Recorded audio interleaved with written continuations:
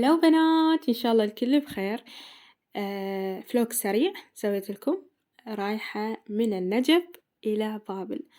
بهذا اللبس حبيت ألبس شي عريض وواسع وأرتاح بيه، وهاي الجنطة حضرت بيها حبشكلات الطلعة. يعني شنو اللي أحتاجه لازم أخذه وياي. دائما أخذ بورد الشحن وما أخذ وياه كيبل للأسف. المهم فما قدرت أصور لكم هواي لأن خلص شحن موبايلي. لبست هاي البلوزة وجاكيتة وبنطلون كابوي، وأنزلكم الصور على مود تداول تشوفون اللبسة كاملة. ويلا تعالوا. وهاي صديقتنا أمروح الحلوة والطيبة، طبعا اللي بالسيارة مو غريب، يعني أحد من أهلها، وهي يعني هيجي من النوع السبورت وتحب تسوي أجواء بالطلعة. كلش أحب الطلعة وياها والسفرة وياها عالم ثاني. كتبولي بالتعليقات أي يعني ويا من تحبون تطلعون، سفرة الأهل أم سفرة الأصدقاء. بالنسبة لي اثنيناتهم حلوين، بس سفرة الأصدقاء مستحيل أكو مثلها.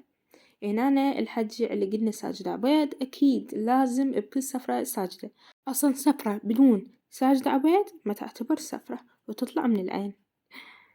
إن شاء الله تستمتعون ويانا، وأكيد لازم لايك واشتراك بالقناة. ويلا تعالى خلينا نكمل أجواء السفرة.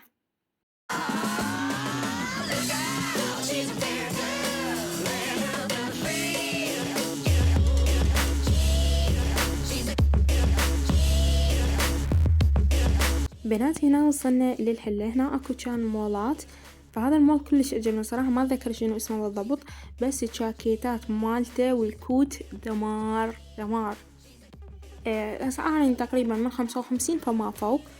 والألوان يعني شنو اللي ببالج راح تلقي. فكلش حبيت ملابس بابل، حلوة ومرتبة. يشوفولي النيلي أموت على هيجي ألوان، على عفو الأزرق الطوخ كلش حلو. شوفي تدرجات الألوان هيجي تفتح النفس.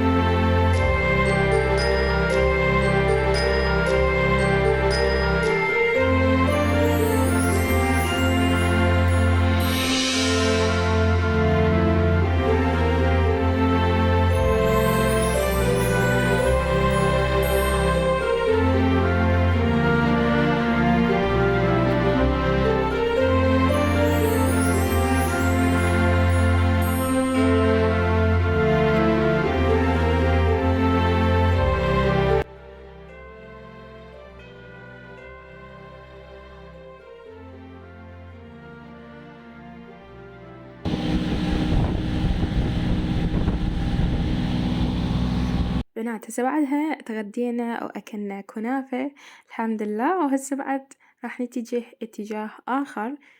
فورانا مسيرة بعد راح نروح لألعاب النجف.